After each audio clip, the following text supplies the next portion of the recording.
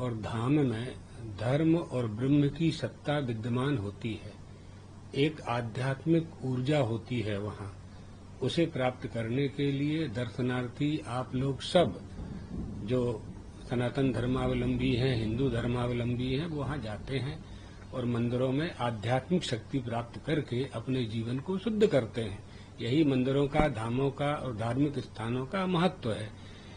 तो आचार्य जी का निमंत्रण था, बहुत दिन से आने की बात हो रही थी, संयोग नहीं बन पा रहा था, तो अभी आज के दिन यह संयोग हुआ है। एक बहुत अच्छा काम हुआ है इस क्षेत्र में कि कल्कि धाम का निर्माण होगा। भगवान दशावतार के विग्रह के यहाँ दर्शन करेंगे और पूरा मंदिर राजस्थान के पत्थरों से वास्तु और शिल्प कला का आश्रय लेकर के निर्मित होने वाला है। ये हिंदू धर्मावलंबियों के लिए प्रसन्नता का अवसर है। मुगलों के जाने के बाद सनातन समृद्ध हुआ, अंग्रेजों के जाने के बाद सनातन समृद्ध हुआ। समृद्ध होते ही जा रहे हैं हम तो। आप देख रहे हैं जहाँ जहाँ जिन मंदिरों में 10 साल पहले 100 लोग जाते थे, आज वहाँ 10,000 लोग जा रहे हैं। तिरुपति जी में आप जाएंगे, द्वारका धाम में आप जाएंगे, बद्रीनाथ जाएंगे, 2-2, 4-4 किलोमीटर लंबी लाइन लगती है, पंक्ति में दर्शन हो पाते हैं। तो हम इसे अच्छा मानते हैं, लेकिन और अच्छा कब होगा जब हम इसमें श्रद्धा और विश्वास और भक्ति को अत्यधिक देखेंगे।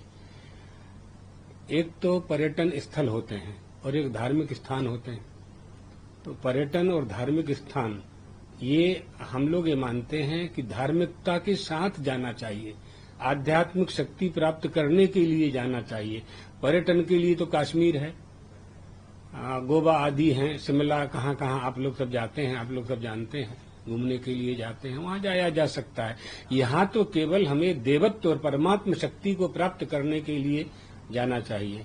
इसलिए तीर्थों में, धर्म स्थानों में स्वच्छता तो हो, मंदिरों में पवित्रता हो, लेकिन वो पर्यटन के केंद्र न बने। वहाँ तो आध्यात्मिक व्यक्ति को ही जाना चाहिए, दर्शन के लिए ही जाना चाहिए, श्रद्धा भक्ति से जाना चाहिए। ये बात का जवाब दिया है। इसी के योग्य पाकिस्तान है, ऐसा ही उसको उत्तर देना चाहिए। आप देखिए, वहाँ जो लोग गए हुए थे उनको नहीं मारा गया है। यही बात समझ में नहीं आती है लोगों को।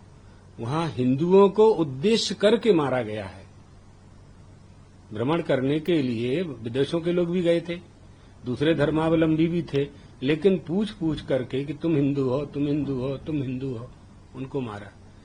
तो ये तो बहुत अद्भुत आक्रमण किया है उन्होंने। ये आतंकवादियों की घटना पहली है ऐसा तो नहीं है। देश में पहले भी आतंकवादियों की बहुत घटनाएं हुई हैं हमारे देश में। 20 साल 25 साल पहले भी हुई हैं, बम्बई में भी हुई है, पुलवामा में भी हुई है, लोकसभा पर हमला हुआ है, पीएम हाउस में हमारी प्रधानमंत्री इंदिरा जी की हत्या कर दी गई थी, राजीव गांधी जी की हत्या कर दी गई। तो ये हमले तो होते रहे, लेकिन इसमें ये एक बहुत गलत संदेश दिया है कि तुम हिंदू हो इसलिए तुम मौत के घाट उतारे जाओगे। तो ये बात समझनी है हमें कि हम क्या चाहते हैं, अर्थात आतंकवादी क्या चाहते हैं, पाकिस्तान क्या चाहता है। तुमने पाकिस्तान हमसे ले लिया, भारत ही है ना वो तो। पाकिस्तान उन्होंने लिया या हमने दिया, अब वो तो पुरानी बातें हैं, उन पर नहीं जाते हैं, नहीं बहुत बहस का विषय खड़ा हो जाएगा।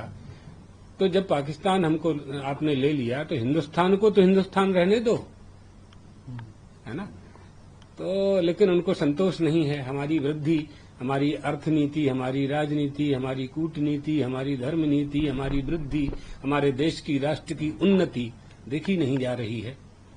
तो भारत को, हिंदुस्तान को कैसे कमजोर किया जा सकता है, कैसे निर्बल किया जा सकता है, कैसे दुर्बल किया जा सकता है, ये प्रयास हमेशा आतंकवादी करते रहते हैं। और पाकिस्तान के द्वारा, बांग्लादेश के द्वारा भी ये प्रयास होते रहते हैं। देशवासियों को, शासन को और भारतीय प्रजा को सावधान रहने की आवश्यकता है और एकता की आवश्यकता है।